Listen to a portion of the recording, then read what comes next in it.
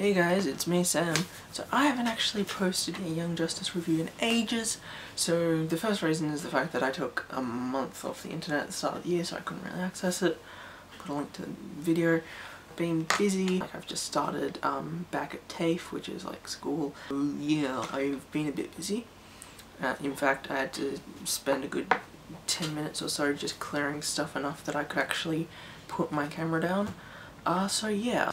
Anyway, so this is my review of Kon-El, which is essentially the first episode that's been released since it came back from hiatus. Technically Before the Dawn was first, but I mean, most people saw it on the internet before then. Anyway, let's get right down to it because I don't want to talk for a quarter of an hour like I did the first time and then have to refilm again. Also, I made a heart thing because it's Valentine's Day today, so yeah.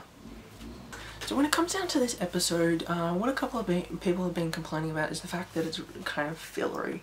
And I'll be honest, when I kind of saw what happened in this episode, I did kind of think, yeah, it's a filler. But at the same time, I have to argue that it is an awesome filler, and in very many ways, it is kind of the filler that we kind of needed. In the past couple of episodes, particularly Before the Dawn, there have been a lot of plot progressions and there have been tons of questions answered and that kind of stuff. And while that's really important, we kind of need a chance to slow it down because we already know kind of what's going to happen at the end of the season, and if we just keep going at this pace, then the season will just... it's done. So the main kind of action in this one was just kind of a new, just one-off villain, increasing the likelihood that this can be considered a filler episode. So we started off with everybody kind of moving into the new base, and that's kind of where the main action kind of stemmed from. As some of the characters like Miss M, Beast Boy wasn't actually there at the time, but Superboy, Zatanna was helping and stuff while they were moving into the new base, because obviously some of the members of the team don't have families and thus live at the base. They were attacked by your standard alien warlord. As if we didn't already have enough aliens. But the thing is, the villain wasn't really important, but what was really interesting is the way that they used this to develop the storyline. And I know that I said that it's a filler, but it's a filler in that it doesn't really stay with the same kind of melodramatic pace of everything, but it still kind of lets some of the ideas and some of the progressions of the plot just kind of simmer. For example, we saw Miss Martian in kind of the aftermath of her attacking Aqualad. She's now very hesitant to use her psychic powers to screw with someone's brain and thus, like, get rid of them. Other things that I really liked is that we see Mal and Bumblebee. I don't really know anything about Mal, honestly. I thought he had superpowers, but apparently he doesn't. And I still find it really interesting. I find it really nice that they've actually kind of started to work on his character and work on the relationship, and I'm really excited to see what he does in later episodes.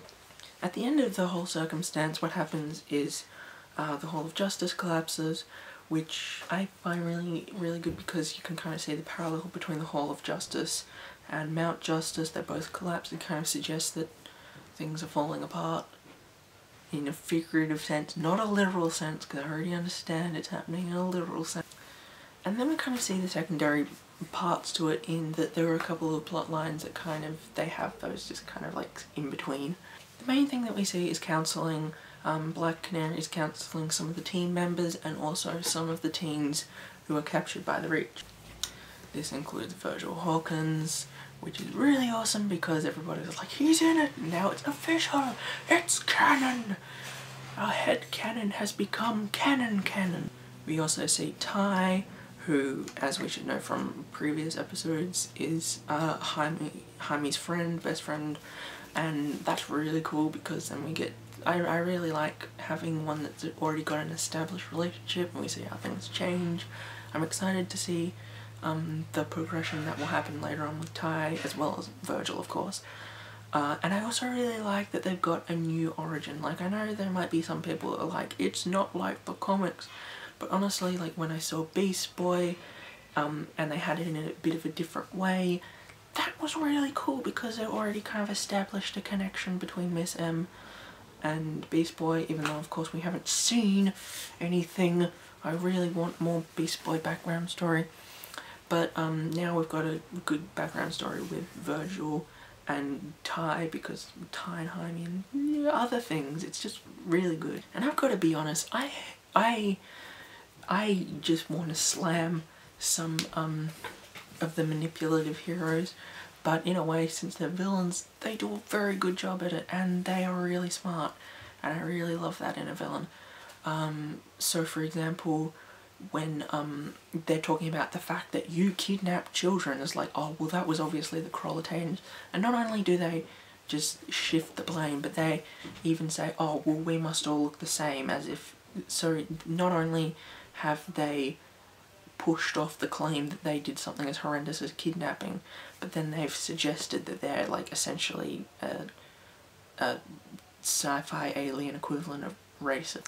And they also reveal that they have a watchtower, and that kind of sparks the whole public outrage thing, and then Gordon Godfrey gets in on the thing, and I want to smack his...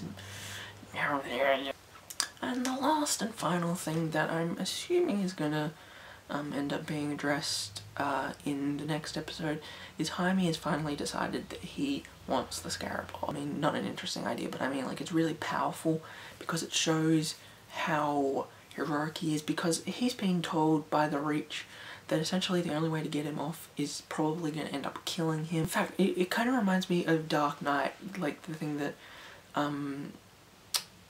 if I can't remember his name, the guy who becomes Two-Face, I can't remember character name, I haven't watched Dark Knight in ages, but as he says, you either die a hero, or you live long enough to see yourself become the villain. And I guess that is the ultimatum that we will probably be addressing next episode. So anyway, I'm hoping that I will be able to watch that and hopefully have an episode up. I'm hoping to do more than one a week because there's one coming out every week and I want to catch up. But we shall see. Anyway guys, thanks for tuning in. I love you guys, and stay asterisk.